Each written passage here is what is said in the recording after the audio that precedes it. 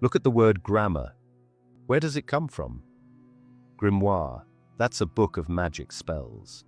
The structure of language, grammar, was originally understood as a magical system. Then there's cursive writing. We call it cursive because it creates curses. And spelling, you're casting spells. This isn't hidden. It's right there in plain sight. They just trained you to laugh it off as coincidence. But here's where it gets disturbing. In 1946, something vanished from American schools. Not prayer, not paddling. Etymology, the study of where words come from and what they actually mean. And the moment they removed it, you lost the ability to see the trap. Because when you understand what words really mean at their root, you start noticing that almost every word you use was designed to program you into accepting limitations you never agreed to. Let me prove it to you right now. There's a reason they stopped teaching etymology in 1946. Before that, every kid learned to decode words, to understand the hidden programs inside language. Then it stopped. Everywhere. All at once. They replaced it with memorization and standardized tests. Why? Because if you knew that understand literally means to stand under, to submit, you might stop saying I understand in every agreement. If you knew government breaks genes to govern, meaning control, and ment, meaning mind, you might start questioning authority differently. They gave you a corrupted vocabulary and told you words don't matter. But words are spells, and they've been casting them over you your entire life. Listen, I know how that sounds. I know you're probably thinking, okay, this is going to be some weird metaphor thing. But stay with me, because what I'm about to show you isn't a metaphor at all. It's physics, it's biology. And they've systematically hidden it from you because once you understand that your words aren't describing reality, they're creating it, you become ungovernable. Here's the truth nobody's telling you. You've been doing the work, right? Like positive thinking. This means you're not lazy, and you're definitely not missing some secret ingredient. But here's what's happening.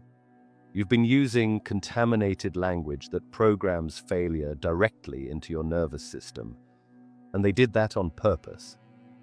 Think about it. You say, I'm trying to lose weight. What does your subconscious hear?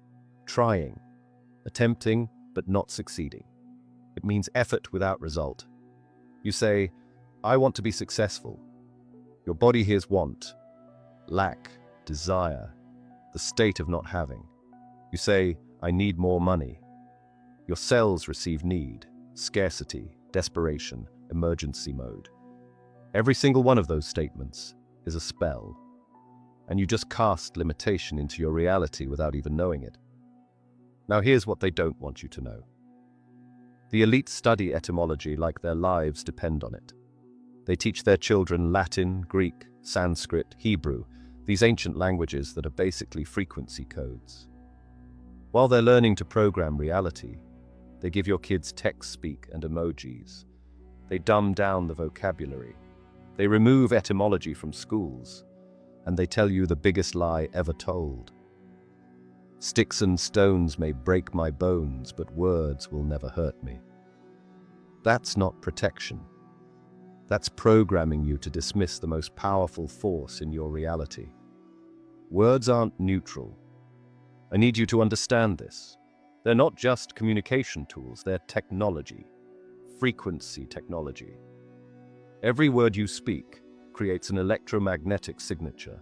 Problem is, nobody told you that thoughts don't create reality. Words do. Because thoughts are made of words, right? You can't think without language. And if your language is corrupted, your thoughts are corrupted, which means your reality is corrupted. It's that simple. And get this, spelling and casting spells aren't coincidence.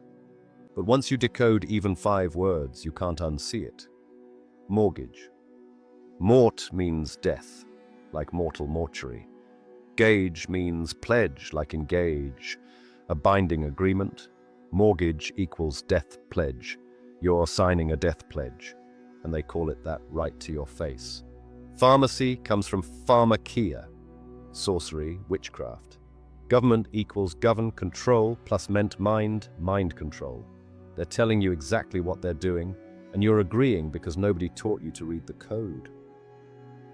So here's what changes once you understand this. Once you get that language is literal, reality programming technology, you gain complete linguistic sovereignty. You stop speaking unconsciously. You stop signing invisible contracts. You stop casting limitation spells over your own life. You reclaim the creative power they've deliberately hidden from you. This isn't about positive thinking. Positive thinking is surface level. It's like putting a band-aid on a bullet wound. This is about understanding that you are a frequency generator broadcasting electromagnetic signatures every second. And language is how you tune that frequency. Some people manifest easily, and listen, it's not because they're more spiritual or more blessed.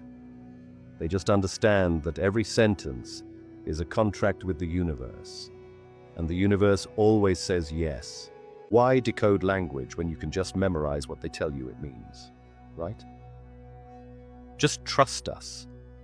This word means this. Don't ask where it came from. Don't ask what the roots are. Just memorize it and move on. This was coordinated. After World War II, after they saw what propaganda could do, how language could move entire nations, how words could convince people to do unspeakable things, they systematically removed linguistic literacy from education. Edward Bernays. You've got to know this name. Nephew of Sigmund Freud. Literally wrote the book on propaganda, public relations, he called it. He understood that controlling language controls populations. And his whole philosophy was this: a population that decodes language is dangerous. A population that understands etymology asks too many questions. They see through the manipulation. They recognize the spells being cast.